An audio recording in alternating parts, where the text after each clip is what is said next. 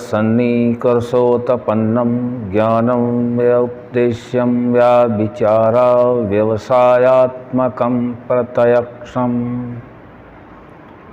यह सूत्र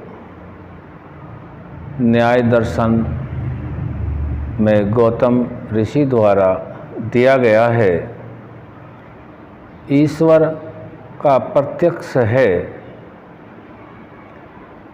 जैसे इंद्रियों से ग्रहण किया हुआ ज्ञान प्रत्यक्ष होता है। इंद्रियां आँख, नाक, कान, जीभ और त्वचा।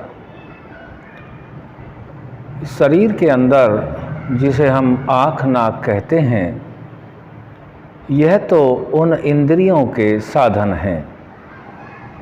आँख भी सूक्ष्म इंद्रिय का साधन है, कान सूक्ष्म इंद्रिय का साधन है, जीभ जो दिखने वाली है यह भी इंद्रिय नहीं है, सूक्ष्म इंद्रिय का यह साधन है। ऐसे ही त्वचा भी साधन है। ये पांचों ज्ञानेंद्रियां जो दिखाई देते हैं अंग, ये शरीर के अंग हैं और सूक्ष्म इंद्रियों के साधन हैं।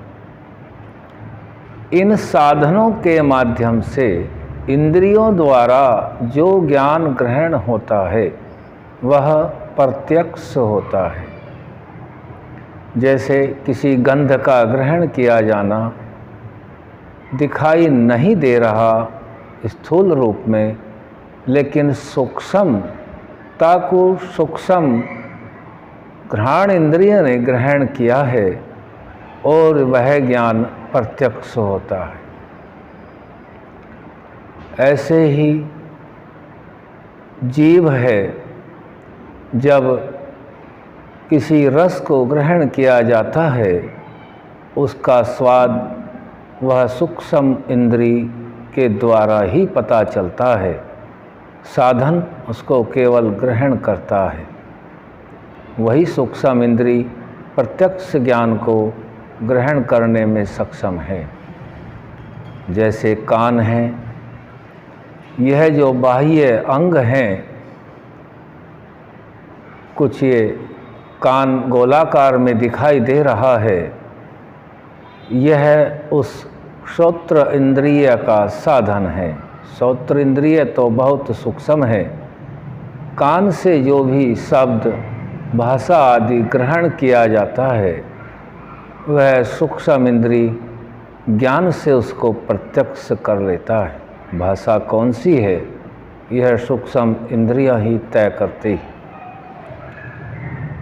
कोई भी ज्ञान जब इंद्रियों से ग्रहण होता है और उसमें कोई भ्रम नहीं होता तो वह ज्ञान प्रत्यक्ष होता है। इसी प्रकार से हम जान सकते हैं कोई ज्ञान जिसका जो इंद्रिय का क्षेत्र है उससे वह ग्रहण करता है तो वह भ्रांति रहित है, प्रत्यक्ष कहलाता है। चाहे वह स्थूल रूप में दिखाई दे या न दे। हम कह सकते हैं सूक्ष्म इंद्रियों के द्वारा गुणों का ग्रहण होता है, गुणी का ग्रहण नहीं होता है। इसी प्रकार से हम परमात्मा का भी प्रत्यक्ष करते हैं। जैसे परमात्मा को प्रत्यक्ष करने के लिए आत्मा और अंतःकरण सूक्ष्म हैं और सूक्ष्म गुणों को ग्रहण करता है, गुणी का नहीं। गुणी का तो कार्य को देख कर के कारण का अनुमान लगाया जाता है। हम देखते हैं जब आत्मा मन और मन इंद्रियों को जिस किसी अच्छे व बुरे कर्म में लगाता है, तब आत्मा बहिर्मुख हो जाता है, और जब वह किसी बुरे कार्य में लगाता है तब अंदर से भय,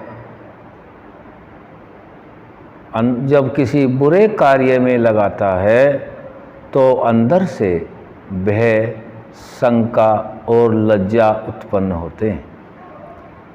जब किसी अच्छे कार्य में लगाता है तब आनंद, उत्साह और निर्भयता होते हैं।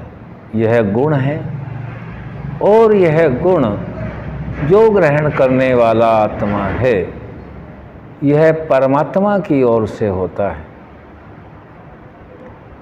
इसीलिए हम सभी जान सकते हैं कि परमात्मा के जो गुण हैं उनका ग्रहण करके हम गुणी का अनुमान लगा सकते हैं, क्योंकि कार्य को देख के ही कारण का अनुमान लगाया जाता है। इसी प्रकार से हम आत्मा और अंतःकरण के द्वारा भी परमात्मा का प्रत्यक्ष, अर्थात अंग्रेजी में रिलेशनशिप कहते हैं, किया जाता है।